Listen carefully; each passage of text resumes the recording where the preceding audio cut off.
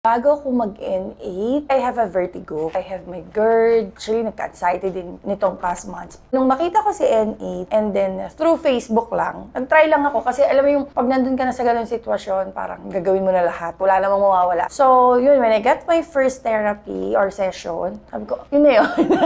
Parang pininch lang ako. Pero very drastic yung changes. Kasi the following day, I tried not to take my medicine. And nakaya ko na wala akong medicine kasi hindi na ako nahihilo. So, pagbalik ko kay Doc, sabi ko, Doc, anong powers mo? May power ka mga kaiba? Kasi talagang physically, parang wala namang talagang sobrang ginawa. Parang in-stapler lang yung likod ko.